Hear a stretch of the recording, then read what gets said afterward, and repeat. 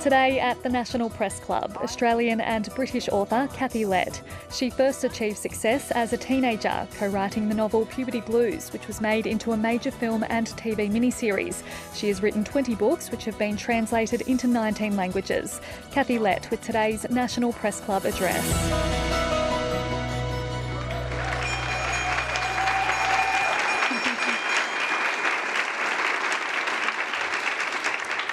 Good afternoon and welcome to today's Westpac National Press Club address. My name is Emma MacDonald and I am the Canberra convener of Women in Media and the Associate Editor of Her Canberra. I come to you today from Ngunnawal country and I pay my respects to traditional owners. Today's speaker is the irrepressible Kathy Lette, an author and commentator who scandalised Australia with her first novel, Puberty Blues, co-written with Gabrielle Carey and published in 1979. Kathy has gone on to publish 20 novels, translated into 19 languages, and some are more scandalous than others. She also has a cocktail named after her at the Savoy in London. So, Kathy's speech entitled From Puberty Blues to Menopause Blues to a Sensational Second Act, I expect is going to be one of the more entertaining addresses that we've heard here at the Press Club, so buckle up, friends. If you would like to join the conversation online, please use the handle @PressClubAust or the hashtag NPC, and please welcome Kathy to the podium.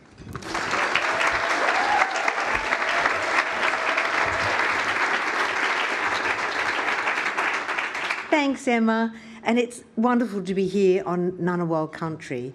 So I'm Kathy Lette, author, deranged mum of two, investigative satirist and feminist, which is why it's so fantastic to be in a room filled with the most inspiring women.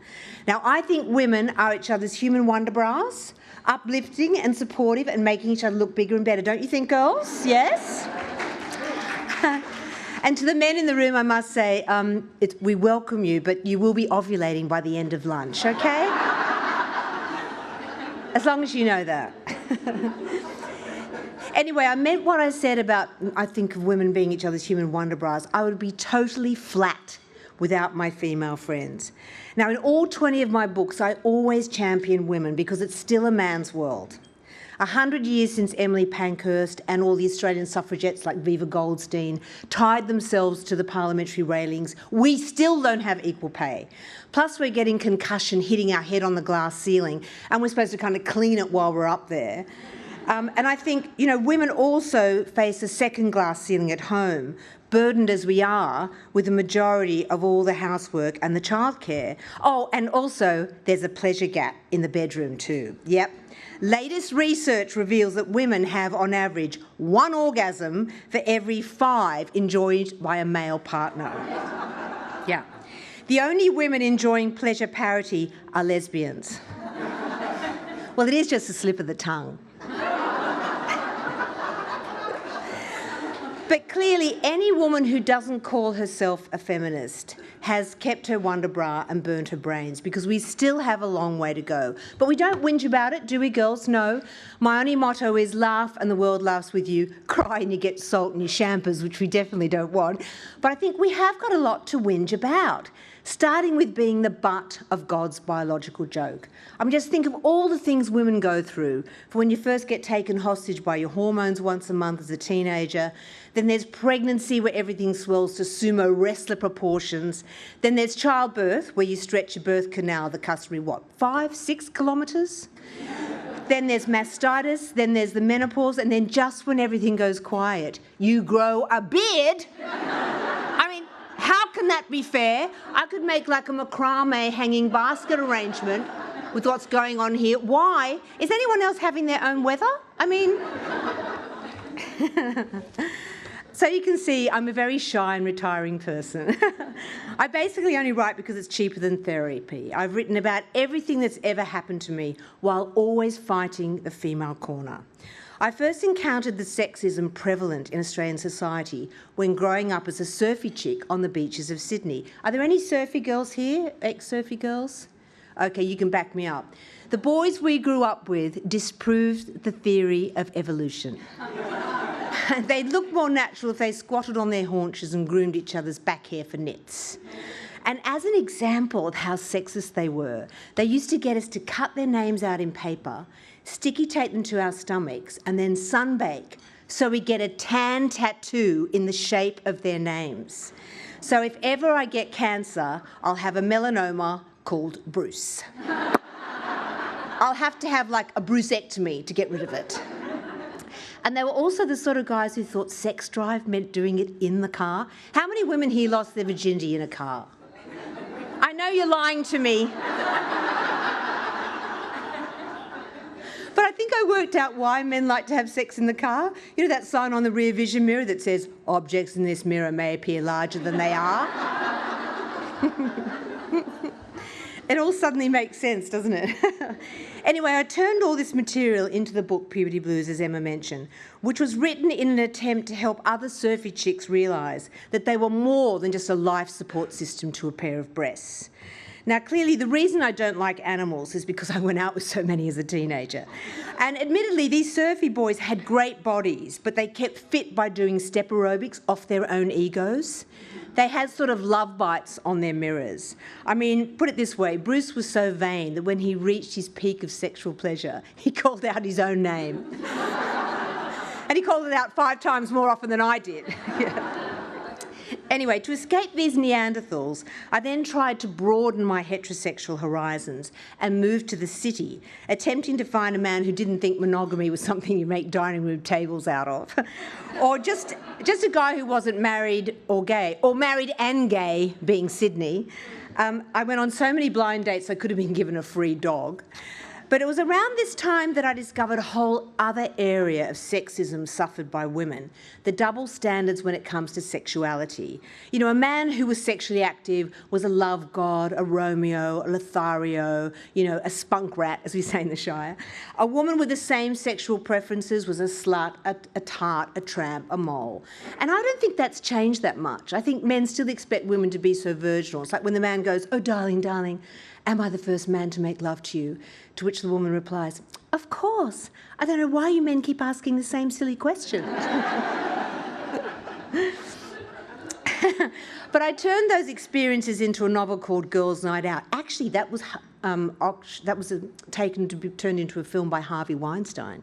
He didn't try any of that gruesome groping on me because I would have used his testicles as maracas. But on the basis of that book, I got asked by Columbia Pictures to move to LA to write sitcom. Now, living in Hollywood, I discovered a whole other area of sexism women endure, which is what I call facial prejudice.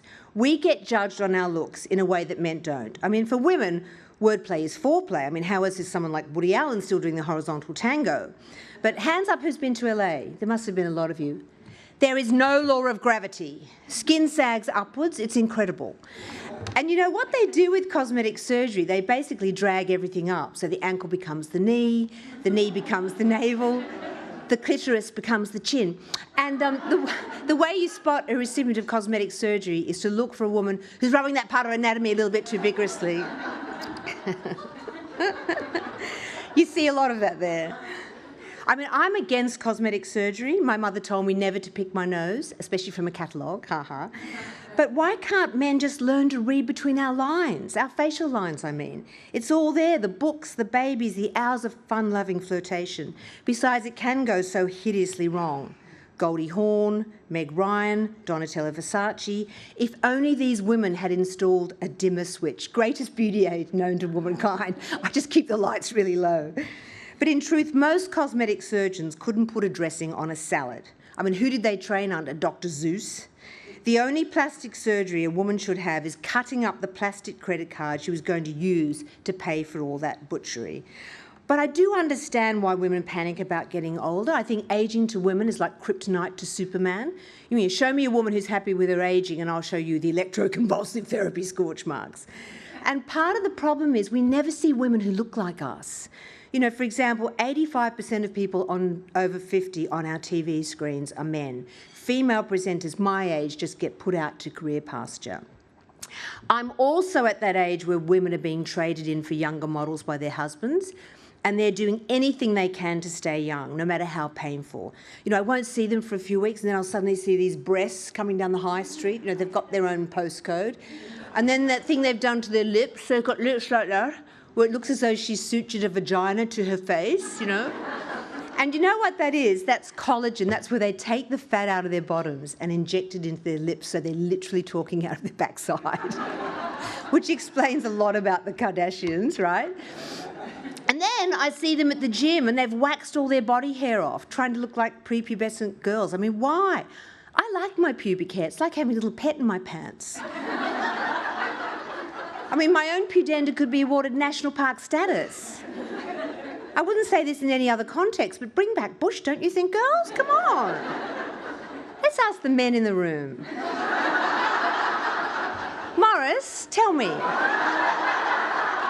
I'm sure you like a little light bushwalking, don't you? Do you know what, girls? I think he might like a little bit of bush tucker.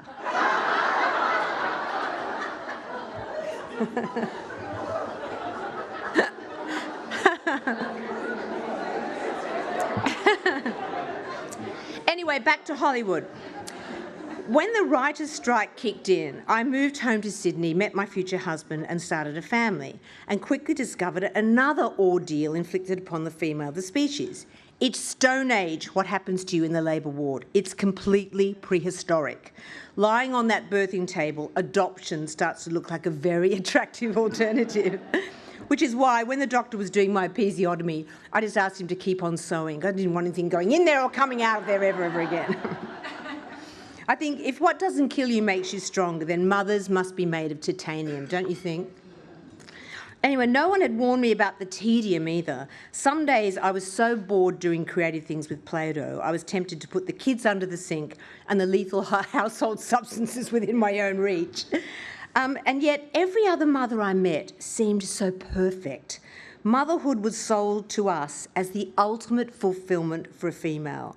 Well, I took that sacred cow and whacked it onto the Barbie. And the book I wrote in the 90s, satirising motherhood, Mad Cows, was so successful, it sparked a whole new genre, mummy lit. And I don't think women pretend to be perfect anymore. I don't think mums pretend to be perfect, but I think a lot of women still pretend to have perfect marriages. Now, perfect marriages are like orgasms. A lot of them are faked. I mean, I've never faked an orgasm. I'm just faking being, you know, a supermodel with a Pulitzer Prize for literature.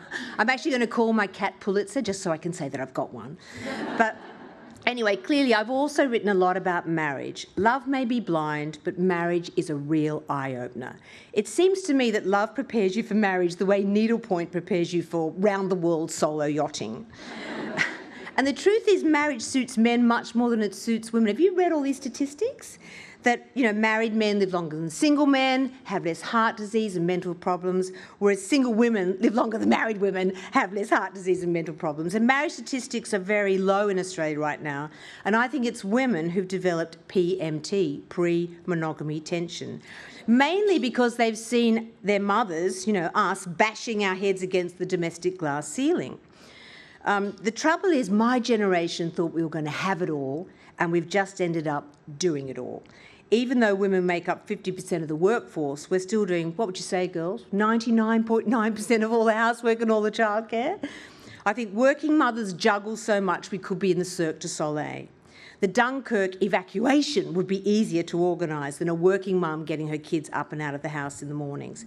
One morning I was so tired, I toasted my hand with Vegemite and put it on my daughter's plate. Many times I've thrown clothes into the washing machine with the kids still in them. I used to think that the ultimate proof of female superiority is the fact that women live longer than men, but I've now realised that it's just so typically male, leaving all the cleaning up to a woman. I used to have so many arguments with my own partner about helping around the house, and he'd be like, well, I'd like to help, but I'm a man and I can't multitask. Have you heard this from the men in your lives? This is a biological cop-out because no man would have any trouble multitasking at, say, an orgy. He'd have no trouble at that particular time. Don't you agree? And it's in men's interest to help us more around the house. I do all my research in a scientific, in-depth fashion over cocktails with girlfriends. And what I've gleaned is that they're just not having sex with their husbands. Why? Because they're resentful and exhausted. I think when you've worked all day, come home at night, cooked dinner, helped with the homework, found the lost sports kit, put the washing on, done the ironing, you know, read all the bedtime stories, defrosted the chops for tomorrow. By the time you get into bed, the one thing you're fantasising about is sleep. And then you get the hand. You think, oh. You know, men make horror movies called The Blob and The Thing. Working mothers would make The Hand. And you think, here's this guy who hasn't talked to me all day or helped me round the house. He thinks I'm in the mood for love. I'm in the mood for running him through with a carving knife. But he hasn't noticed. He's just prodding away at my clitoris as though it's an elevator button. He's running late for a meeting. And you're kind of like, take the stairs. Hey, but I have got a fantastic sex tip for anyone who wants to get out of sex with her partner. Just when you feel the prod of his member in your back, tell him the tax department rang and want to audit his accounts, because not only will he lose the urge for sex, but he won't be able to sleep, so no snoring either. Result, girls! Results!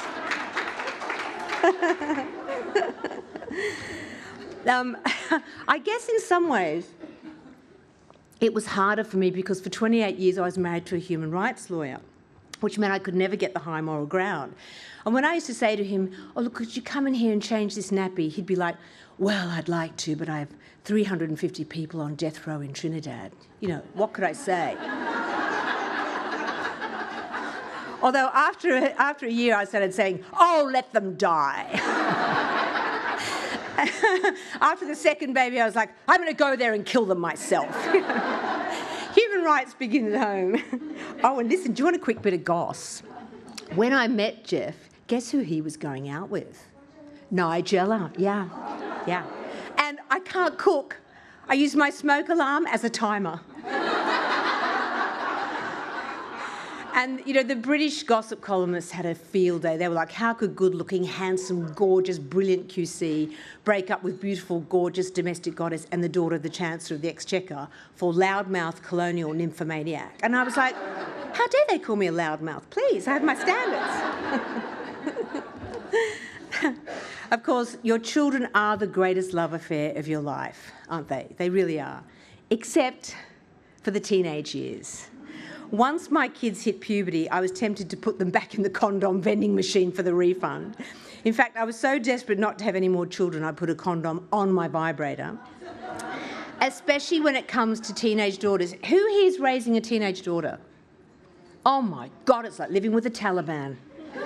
You're not allowed to laugh, sing, dance, wear short skirts. I remember I was going out one day and I had a sort of pink leopard skin miniskirt on, and I knew she wouldn't approve, so I crept down to the front door, you know, opened the door, and she heard me. She came running up behind me saying, what are you wearing? Go back to your room. You're not going out dressed like that. And I remember saying to her, but Georgie, surely I can still wear a short skirt. My legs are okay. And she said, it's not the skirt, Mum. It's not your legs, Mum. The skirt doesn't go with your face. Ouch. Ouch. Low self-esteem is hereditary. You get it from your teenage daughters. Oh, but I have got a fantastic survival tip for anyone who's raising a teenage daughter. Next time she hits you and kicks you and says, I wish you'd just die, just take a big drag on a cigarette and a big gulp of wine and say, I'm doing my best, darling.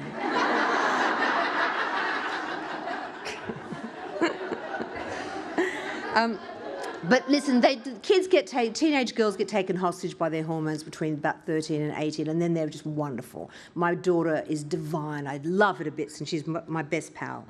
But what makes the teenage years doubly hard for women is that just as a daughter's hormones are kicking in, ours are leaving the building. Now, I do think for women that life is in 2 acts. The trick is surviving the interval, which is the menopause, where you sweat more than Donald Trump doing a Sudoku. But once you get through that stage, I firmly believe that it's the best time in a woman's life. No period cramps, no pregnancy scares, plus you've got all that tampon money to spend.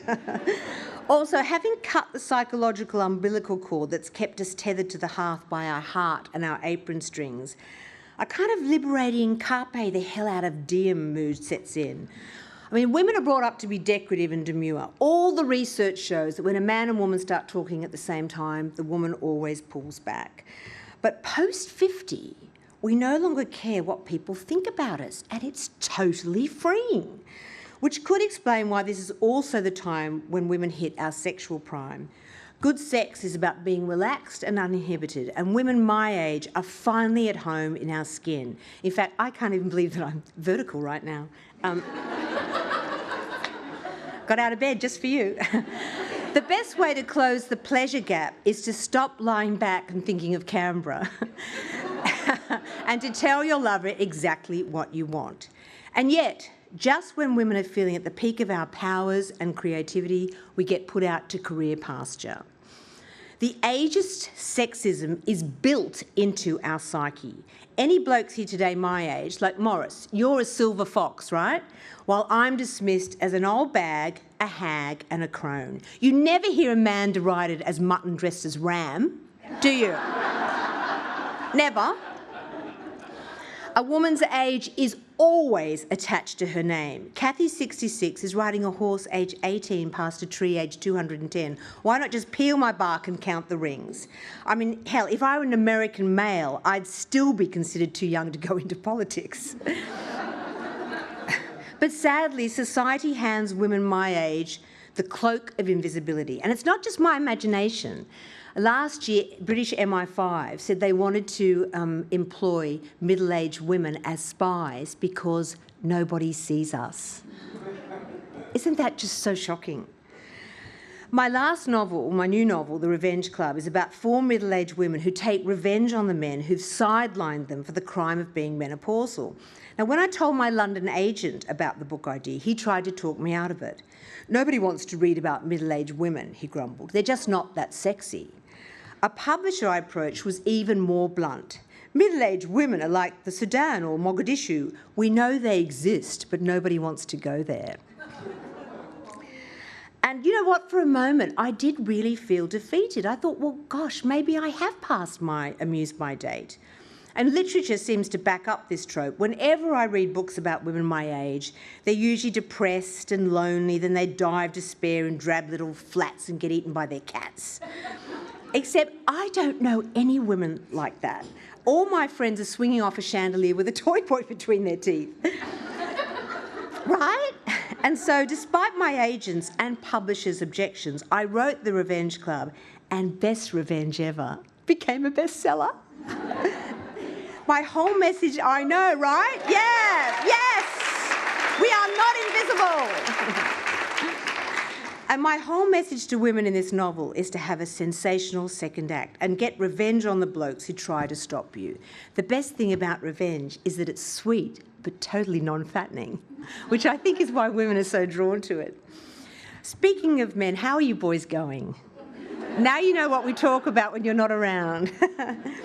But you know what, fellas? We need you. I mean, we feminists have been saying the same things for so long until our lips have just gone numb.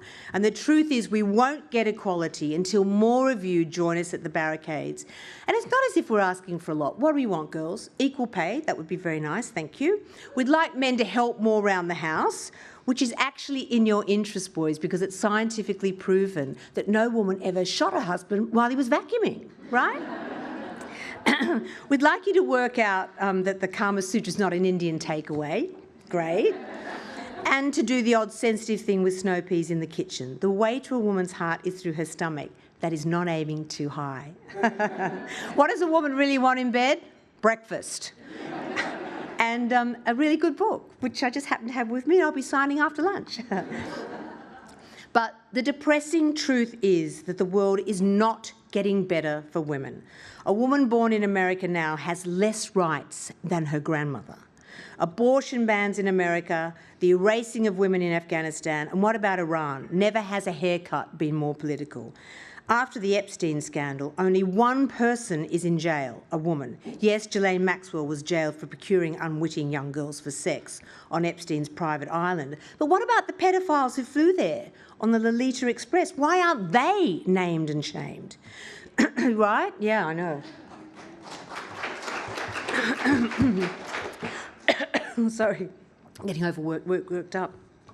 Even the international aid sector has admitted abuses. I'm sure there's no need to remind you about the sex for jobs scandals in Haiti and the Congo. And it's not just a developing world problem. The gender gap, upskirting, Andrew Tate, incel, revenge porn, trolling, date rape, grooming, stealthing. How many MPs have been accused of sexual misconduct in our own parliament? Not to forget the sexual predator-in-chief who's now running the White House. The conviction rate for rape is limbo low and domestic violence figures sky high. 1 in 4 women will be sexually assaulted or raped in her lifetime. Women are 51% of the world population, but 70% of the poor and 83% of single parents. We're doing 66% of the work, producing 50% of the food, but earn just 11% of the pay and own 1% of the land. Just in case you were wondering why we still need feminism. Specifically intersectional feminism, which addresses the inequalities faced by all women of all backgrounds. So what would we like our politicians to do to improve the lives of Australian women? The $500 million Labor has just pledged to Women's Health, plus their recently announced childcare package, is incredibly helpful and heartening.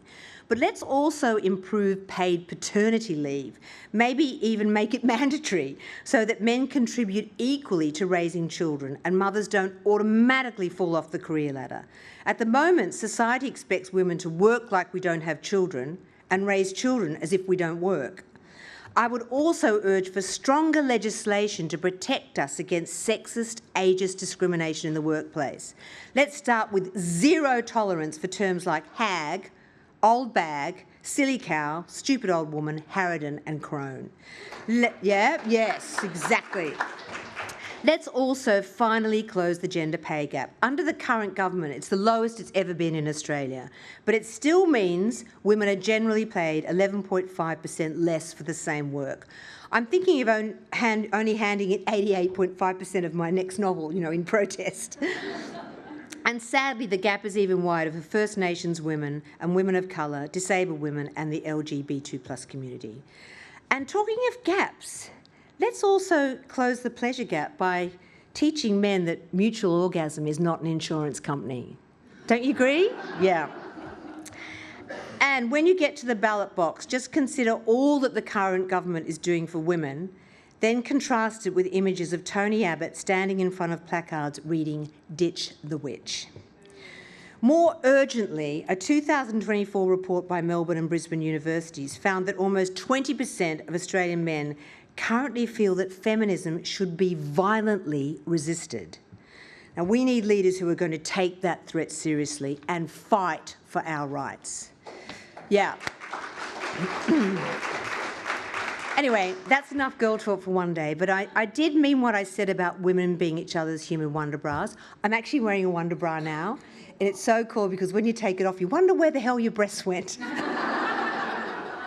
So, never wonder where your girlfriends have gone. Let your cups runneth over with love for each other and keep each other buoyant. Our Femifesto, to dismantle gender pay inequality and age discrimination so we can stand on our own 2 stilettos and not wait to be rescued by some knight in shining Armani. And to let every man know that we no longer want his seat on the bus, we want his seat on the board, don't you think? Of course, if you possess some breasts and an opinion, you attract trolls quicker than a bridge in a fairy tale. And it's a conundrum, isn't it?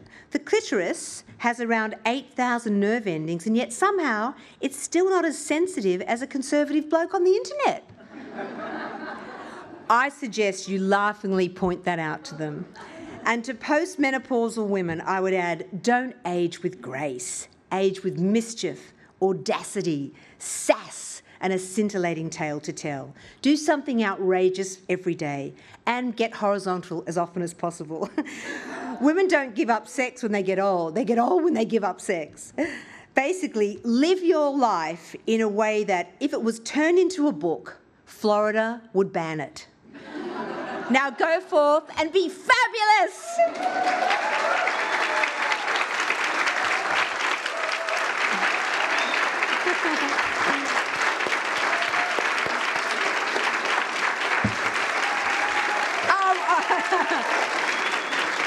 That's my sister. Oh, thanks. Thank you so much for that very, very wonderful speech. Rousing. Are you boys ovulating? Has it happened? Has it come to pass? Yeah. We're going to have questions from the media, but I will go first with one that I'm curious about. Which one of your former husbands, ABC Chair Kim Williams or international human rights lawyer Jeffrey Robertson, provided the richest vein for mining content for Revenge Club, which, as you have explained, is about women being treated badly and wreaking extraordinary revenge against their exes? What I would say is I have fantastic taste in ex-husbands. Both my ex-husbands I love and adore, and they're both passionate feminists. And the Revenge Club is really about women taking revenge on the male bosses and male colleagues who've sabotaged them. So there's some top tips in there, so slip between my covers. All right, our next question is from Julie Hare from the AFR. Hi, Julie Hare from the Australian Financial Review. How are you? Thank you so much for your speech. It was a giggle a minute. Oh, good. Sorry, I was choking at one stage. Go on. I don't want to be too serious, but I'd like to talk to you about menopause, since that is one of the subtitles of the speech. A couple of years ago, I wrote a story called Inside the Menopausal Industrial Complex. And it's about how the wellness industry and a number of celebrities, including Gwyneth Paltrow and Naomi Watts, are they exploiting women who are feeling a bit adrift at what's happening into their lives? I'd just like your thoughts on what happens with that kind of counter kind of response to menopause, and whether, you know, your response to women being exploited for not feeling like they were 25 again. Yeah, I think there is a big problem with the Gwyneth Paltrows of this world, with their jade eggs and all that kind of rubbish. And women are feeling vulnerable at that time of your life because, you know, the menopause, it's, in evolutionary terms, the menopause is a new phenomenon. You know, I mean, until recently we were all dead by like 32 or something. So we're still adjusting to this new stage in our biology. I am a big advocate of HRT. I mean, but be warned, it is also, I wrote a book called HRT, Husband Replacement Therapy. You know? So sometimes it does make you feisty enough to walk out the door. But I would highly recommend women to just go and be individually, have a blood test, see where your hormones are, and get the help that you need. But don't fall for all that ridiculous airy-fairy claptrap that people are just trying to rip you off. Yeah, for sure. Okay, thank you. Our next question is Sally Pryor from the Canberra Times. Hi, Kathy. Thank you. Thank you for your talk. I have a question about puberty blues.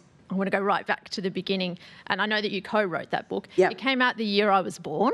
So by the time I actually read it, I was a teenager. And it did feel like a period piece, but it's actually still, it's in the canon of children's, of young people's literature. And I'm just wondering, can you, did your daughter read it? Did you encourage her to read it? And what do you say to young women today who do pick it up and read it about what things were like back then?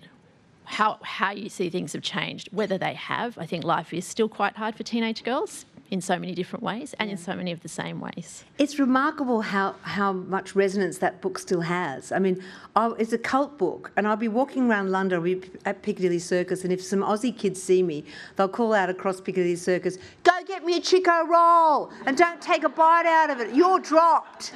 Or they go, "Hey, rack off, you fish-faced mole." And I'm like, so proud of my contribution to Australian vernacular.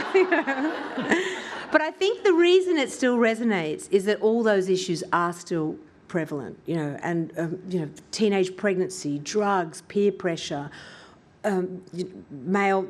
toxic masculinity is worse than ever. So that's why women are still responding to it with such passion. And I wish it wasn't still relevant, but it totally is. And I think the reason kids like it too, it's very simply written. I remember at the time I was writing that book, I was reading Ernest Hemingway, which, you know, he's very spare. and such a big influence on me, and that's why it's like straight Vegemite, no bread and butter, but you can read it in like an hour. So I'm very proud of it. It does punch above its weight still, but I wish it wasn't relevant. Although girls are surfing now, I'm happy to say. But now that I spend so much time in London, I just surf my brain waves. But yeah. Thank you. Cathy, I just wanted to ask, you use humour very successfully to impart more serious messages. Do you think that women and men have different senses of humour? Good question. Yeah. And do you think, because you're kind of more British than you are Australian... I am not. People keep saying that. I'm Aussie through and through. Okay. Look at me. Well, do the Brits and the Aussies have different senses of humour? Right. And how does your wickedness go down with the upper crust? And I'm thinking in particular of Camilla and Charles. I would like to know what sets them off. well, I mean, I am a Republican, but I do like them. They've got a good sense of humour, and they like the Aussie larrikin sense of humour. I think Aussies have a sense of humour drier than an AA clinic, don't you think? I think we're sceptical. We have chronic scepticism, but we're not cynical. We don't think optimism is an eye disease. I do think that male and female humour is quite different. My male friends are very funny. They have what I call the black belt in tongue fu. You know, they sort of tell these funny jokes, set jokes. Women don't do that. When we go on a girls' night out, first of all, you have to be hospitalised from hilarity, don't you? We laugh so much. But our humour is much more self-deprecating, candid, confessional. We strip off to our emotional undies in about 3.6 seconds, and it's a psychological striptease that reveals all. And it's not just me imagining women are funny. Anthropologists say that women in all societies on the planet laugh more often than men, especially in all female groups. And I think it's a way, you know, that we bond. We also let off steam. If you can laugh at something, it's like strapping a giant shock absorber to your brain. So, I think that's why, you know, that keeps us sane. It definitely keeps me sane, going on a girls' night out with my sisters, one of whom's here today. Hi, Liz. Yeah, does that answer that? Yeah. Next question is Mrs. Schubert, who is the National Press Club Director. Indeed. Thank you for your speech today. Thank you for holding us all in that rich vein of humour for spellbound through the course of today's address. Two things, if I may. A semi-serious one and one that sort of broadly thinks about some of the speech tenets you've raised with the backlash on feminism and the ferocity of that response. So on that one, why do you think that is? And I gather there's a shortage of a lot of HRT products in Australia at the moment, with the TGA advising that some won't be refilled until June or December this year. Pumps and patches, do you want to do a quick drive-by on how we might treat that if it were any other type of product?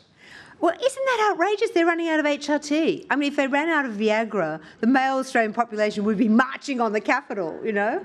So I think you men should be very worried if we're running out of HRT because, we might go a bit feral, girls. What do you think? Yeah. But I am really thrilled about what Labor's pledge to this $500 million is fantastic. And it's also good to remember that in Katie Gallagher and Tanya Plibersek and Penny Wong, we have strong female advocates now in positions of power. So I'm hoping they're going to change all these things for the better and ASAP. But yes, it is completely outrageous and I can't fathom it. Yeah. And the backlash? The backlash. Well, of course, the more power we get, the more the patriarchy hate us. And it's interesting, we should have a moment to think about the Me Too movement because that's what's riled them up so much, is that, you know, finally we found a voice. And I think those top-order predators are still in the workplace. I think they've slithered under the rock. They're still there. But we have to remember that even though I talked about things slipping backwards today, things have improved too. Think back, anyone my age, I'm 66, so think back to what it was like for us when we went into the workforce. Every day I would have to kind of strap on a bulletproof bra and go to work and deal with the barbed comments and the sexism. There was no redress. There was no one I could complain to. I'll just give you one quick example. When I was about 21, I went for a job in television. This was my job interview. I sat down with 5 very well-known men I could name, sitting in a semicircle like that. And one of them said to me, I bet you $10 I can make your tits move without touching them. And I just went, oh, yeah, whatever. He put the $10 down, leaned over, mauled my breasts, and then said, ha, you won, there's the $10. So I said, I bet you $20 I can make your balls move without touching them, kicked in between the legs. I mean, job. The other guy, he was writhing in agony. The other guys thought it was hysterical. But that's what it was like. Now, that wouldn't happen today. Today, you'd have a sexual harassment suit. You'd have a chain of command you could go to. So things have got better. We mustn't think it's all doom and gloom. But there is a backlash coming, a big backlash, and we have to be each other's human wonder bras and really pull together. And as I said earlier, get men to join us at the barricades and help us, because we really need you right now. Do you feel it isn't doom and gloom, but are you a bit worried about leadership we're seeing around the world, and about the status of women, and about going back to having debates about abortion? Oh, it's shocking. Well, I talked about it in my speech. We really have to be on guard now, because our rights could slip away easily. So what do we do? Be loud. Be loud, be proud, make noise, don't be too polite. Women are far too polite. We should tell people to F off much more often. So, and join together, And don't just be wonder bras, but be those big girl pants too, and have each other's asses covered. Our next question is Erin Cross from her Canberra. Thank you so much. I have a question about puberty blues as well. I read that your mother, who was a high school principal, was horrified by what she read, and this was compounded by you leaving school at 16. Yeah. My question is, have you made it up to her? Oh, what a great question. Yes, I did leave school at 16. The only examination I've ever passed is my cervical smear test. I'm an autodidact. It means self-taught. Obviously, it's a word I taught myself. And yes, my mother was our mother, my sister's here, is wonderful. She was such a role model to us. She had a full-time job. She was a headmistress. It was her vocation. So she was really upset when I left school. But I've slightly made it up to her, because I've got 3 honorary doctorates now. And when I took her to I've got 2 in England and 1 in Australia. When I took her down to Wollongong, where I got my honorary doctorate, she said she was like, finally. I mean, I was about 60 or something. And in fact, I was so thrilled to get. Do you remember, Liz, when I got the honorary doctorate? They give you a flat hat. They rang me up and said, "What size is your head?" And I was like, "It was much smaller before you asked me that question." And when I got that hat, I wouldn't take it off. I wore it to the beach. I wore it shopping. I put a shower cap on it in the shower. And in the end, my sisters had to stage an intervention to get it off me. Had to get off with a oxy welder. But the one I really want is a companion of literature, because you know how they abbreviate that? C.lit. I mean, that would really rub me up the right way. Thank you. And one more thing to that question. Mummo's only told me recently that when Puberty Blues came out, she got a lot of hate mail and death threats, and sort of, the trolling of its time was anonymous phone calls saying, you call yourself a teacher when you've raised a tramp like that. Which she never told me that, I would have been devastated. So, yeah, she went through a pretty rough time at that stage. Did it take a lot of courage to go through with the publication of that book? Because it's still very, very hard to read in some parts. When I was writing the book, I said to Mum, look, this book's quite graphic. Do you want me to change my name, use a pseudonym? I had a fantastic pseudonym, Sue Denim. And I asked her, and she was like, oh, darling, don't worry. I don't think the book's going to be published, sweetheart. Yes, I think she really regretted it later on. Yeah. Absolutely. All right, Gemma Daly from the National Press Club. Oh, hi, Kathy. Hi. Thanks so much for the speech. Thank you for coming. Yes, reflecting on the humour, but bringing up some pretty serious issues as well. I heard a poll this morning on the radio that said that 86% of young males were tending more to the right side of politics. The majority of females were more worried about I'm not saying sexual abuse, but sexual issues in the workplace. Yeah. So I wanted to sort of reflect on that first political kind of point. And secondly, I've got a 15-year-old daughter who's at a co-ed school, and I think she's actually really mature at dealing with kind of issues. So I think message to her around things are going to get better. The message to her, about what? About things getting better. Yeah, we have to be positive in that way. And things are getting better because at least we're talking about these issues in the open. So, I think it's so hard to be a young woman now with all the constant access to internet. You're never kind of free from judgment and criticism. So I think it is really hard. But what did you want me to answer, the question? Just in terms of the message to her around things are improving, they're getting better, you know. I think what we have to do to make the world better is convince young men that feminism is good for them too. Because it is. I mean, feminism, it liberates men from having to be the breadwinner. It means they can show their emotions. You know, it's much better for all of us. So we somehow urgently have to bring our young men into our cause and into our fight. Otherwise, yes, young men are going to the right and women are going to the left. We have another huge schism in society, and we just have to quickly try and mend that as fast as we can. But definitely be positive. I mean, there are so many more women leading countries in the world. You know, there are more women in Parliament. You know, we have got all these wonderful women here in the Labor Party that I could name, and also the Teals. So we do have good, strong female role models. So let's just keep encouraging women into public life so that we've got role models for our daughters, yeah. So what do you think is driving that sort of young men heading towards that more conservative, ideological kind of place in politics? And well, sadly, they're not reading mainstream media, and they're going down those rabbit warrens, and they're listening to Andrew Tate and those kind of misogynists, and it's warping their brains. So it is something we have to think very seriously about and address now, because that would only get worse. Yeah. I think following on from that, you've mentioned plastic surgery and women judging themselves harshly. What's your relationship with social media, and what do you think would be a healthy way for women to approach the onslaught of messages that we get? Well, as I said, use humour. I mean, some of these men you were just talking about, you know, who are so dark on feminists and so misogynistic, you know, they worry about us laughing at them. Well, we worry about them killing us. I mean, it's so serious. But I do know that misogynists cannot bear being laughed at. So I think just kneecap them with comedy as often as possible. It's their absolute Achilles heel. So, and Eleanor Roosevelt said something wonderful, that no one can make you feel inferior unless you let them. So don't let them affect you. When I get trolled, I just picture these guys living in their mother's basements, you know, with their keyboards covered in cheesel and jism. And I'm like, would I talk to you in real life? No. Why am I going to engage with you now? So, but I always try and be funny. Like, women are verbally dexterous. We use, on average, more words in our daily vocabulary. We use about 350, 400 more words. So we can give quiplash. We can shoot from the lip with a witty one-liner.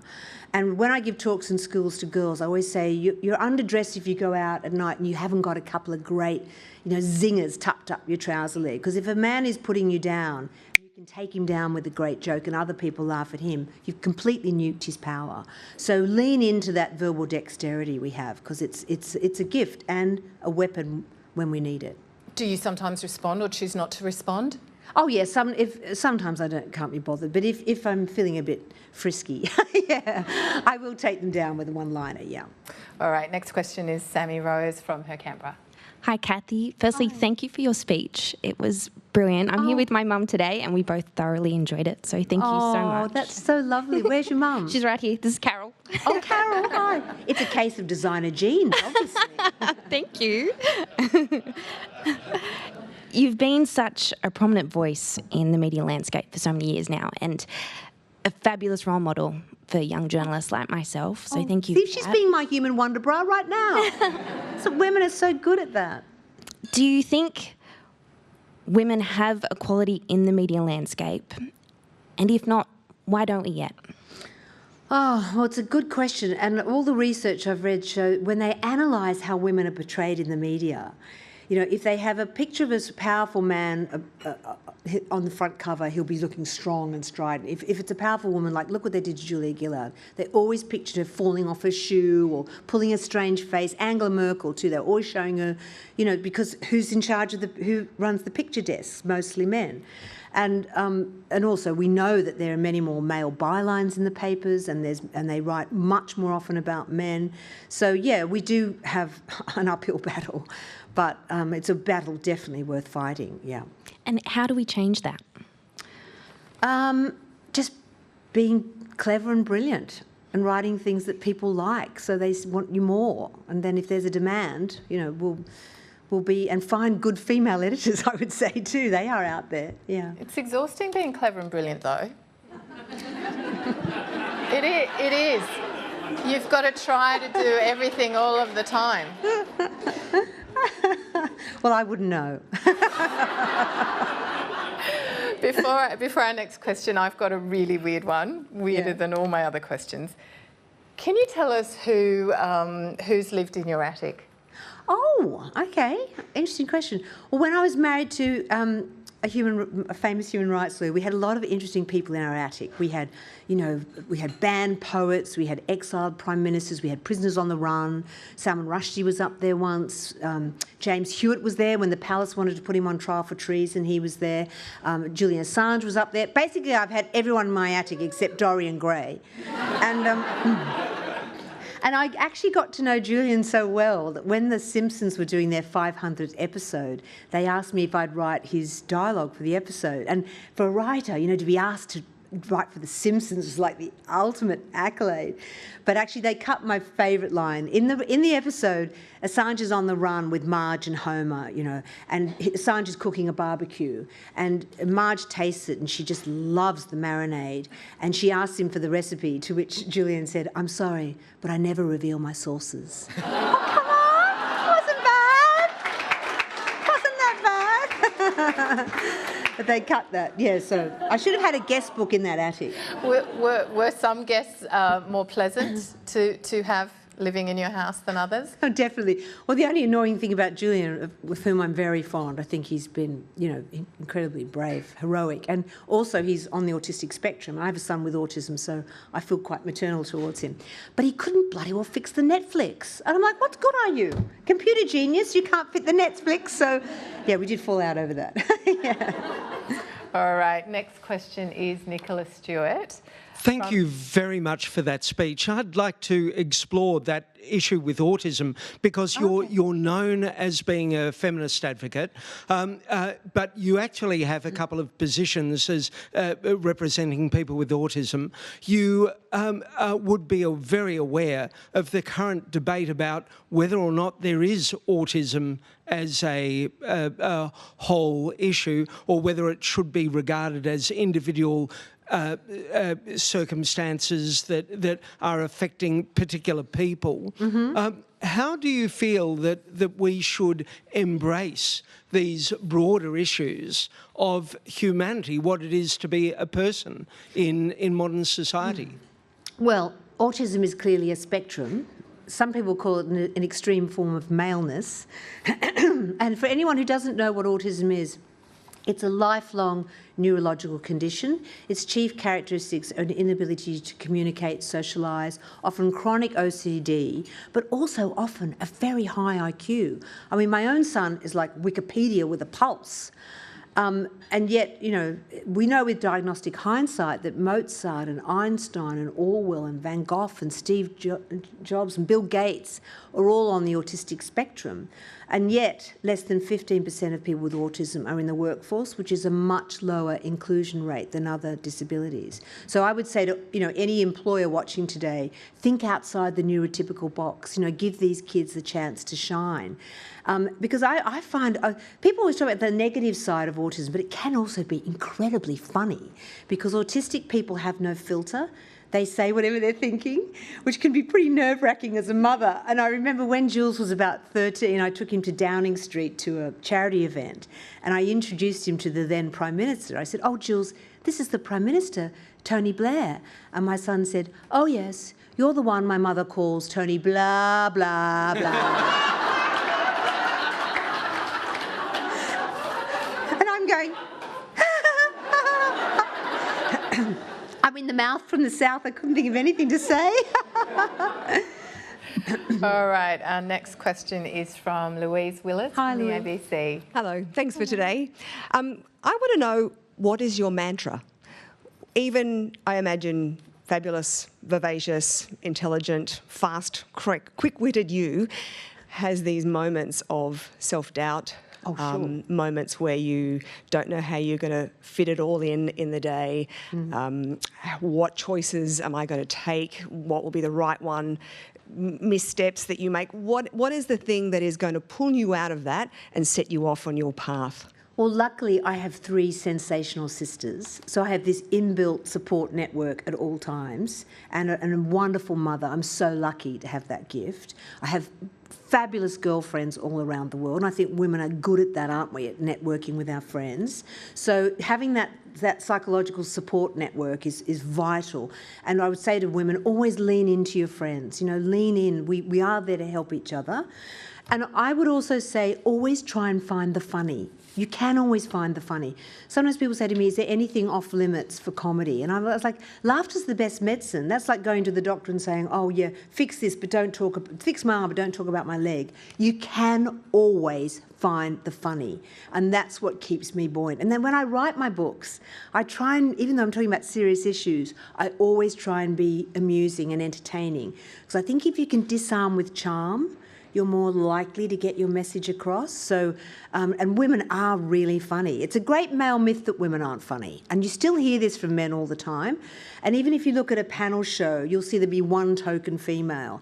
And I think, why do some men say this? I think they're terrified what it is women are being funny about. I think they presume we spend the entire time talking about the length of their members, which, is not true, because we also talk about the width, which after childbirth is so much more important. So I would just say keep laughing and keep drinking. Yeah. Is it something that you tell yourself? Like you talked about getting outside help from friends and mum and important key people. What's inside that says to you, I'm going to pick this up and go today when I don't feel Well, it? even doing this talk today, I was like, oh, God, how nerve-wracking. I have to read a speech. I don't want to do it. And I thought, I can't go around saying women aren't getting equal representation if I don't then step up. So I think, as Sheryl Sandberg said, lean in, step up. So what? You might get it wrong, you might fall flat on your face, but just get up again. So just be bolder and braver and don't care what people think about you. It is so liberating. Oh, look. A question from Morris, who's ovulating, I believe. Well, it's very nice. I haven't had that experience. I didn't know what it was. Ron Meisden in the Australian Financial Review has written an article about the Liberal Party, and he said on Tuesday their paper, therefore it must be true, revealed that the Liberal Party has selected just one woman and six males in the current election coming up. Should women be encouraged to join political parties to have a stronger voice? Which candidates are pre-selected for the Australian Parliament? Well, it doesn't surprise me that the coalition don't support women the same way. Look how they treated Julie Bishop. And also that's why the Teals broke away. It's a I think, very macho party, and Labor is proving to be the opposite. So, but I do think women should go into public life for sure, and we should run for Parliament, because we're not going to change the world only from the outside. We have to be on the inside. But it's daunting. I mean, as I was saying earlier about the bulletproof bra, you do have to put your bulletproof bra on. I mean, the way Julia Gillard was treated it was an international scandal. So, our first female Prime Minister, and look how the men treated her. It was beyond shocking. So no wonder women are thinking, do I really want to go into that line of work? But we have to. You just got to get the labor of steel. On indulgence. Sure. Social media, is it a good thing or a bad thing in what we're all trying to advocate for today? You see the access to pornography on the internet, demeaning of women in so many different ways. What can be done about it? Is it the genie's out of the bottle and it just has to be dealt with as best you can. I think there's a bit of that, but it's a good way for women to connect, I think. It's a good way for us to find our sisterhood. So you just got to concentrate on the positive sides of social media. And I try and post something funny and irreverent and mischievous every day. So just try and find the women who make you laugh and who empower you and follow them and just ignore the trolls. Final question. A couple of years ago, there was an internet meme that sort of did the rounds about, being very demure, very mindful. About what? About being very demure and very mindful. It was a kind of satirical thing. But your use of the word demure earlier about some of the words to constrain women. Just give us a quick, burst on how language is used to try to make women, take up less room in the public square, and what we should do as the antidote to that. Oh, there's so many examples. I mean, you think of a woman in the workplace, they'll say about a man that he's a go-getter and he's leadership material, whereas a woman's a ball breaker, or she's too assertive or she's bitchy or whatever. I mean, in every walk of life, they'll find ways to demean women and put us down. But we just have to invent our own words. I mean, I call us the clitorati, and I think the clitorati can stick together and fight that language. But definitely when I was talking earlier about I would actually make terms like old hag and old bag and crone. I think that should be included in hate speech because it's just so demeaning, and there aren't similar phrases to deride men. So, yeah. I think we should add Karen to that. Add Karen, yeah, exactly. We're wrapping up, but I do have one final question for you, and that is, you have pushed the boundaries with your behaviour and your writing and your outspokenness. Have you ever worried you'd be kicked out of the UK? Well, when I don't know if many of you have been to Britain, but they don't speak English in Britain. They speak euphemism. So, for example, when they say, oh, do stay for another drink, that means, like, never darken my door again. And they used to say to me, oh, you Australians, so refreshing. And I thought that meant they liked me, whereas, that means die, convict scum. But I just... And a lot of them have got a condescension chromosome. They've been at Oxford for so long, they've got ivy growing up the backs of their legs. And they did graduate in advanced smuggery about Antipodeans. But I just decided not to let them, hurt me. I just kneecapped them with comedy as often as possible. And in the end, they finally kind of grudgingly accepted me. I mean, I'll give you an example. A few years ago, a friend of mine was going to the Royal Polo and said, did I want to go? And as a writer, we're always in Margaret Mead mode. You never turn down adventure. So I said, sure. So Clarence House saw my name on the list and rang me and said, we can see you're going to the Royal Polo. Would you like to present the cups to the princes? And I was like, oh, okay. So I'm standing there, and the organiser was so horrified they'd asked an Australian woman to give the prizes. He was looking down his nose job at me in mortification. I said, what do I do? And he said, well, as the princes approach, you kiss them on the cheek and present the cup. So I could see Prince William walking towards me. He looked so bored, I thought I might as well have fun. So as he got up to me, I said, apparently I have to kiss you. Do you want tongue? And Prince William went, oh, perhaps later. And then Prince Harry came up and I said, do you want tongue? And he's like, oh, yeah, And he picked me up and pashed me and I rode him round the paddock. We had so much fun. And I felt a bit of an old frisson with Harry. I was very annoyed when Meghan came along. I was imagining myself, marrying into the royal family, getting put on a postage stamp. Imagine it, girls, getting licked all day. That's what I call job satisfaction. Yes. All right, that is a perfect end.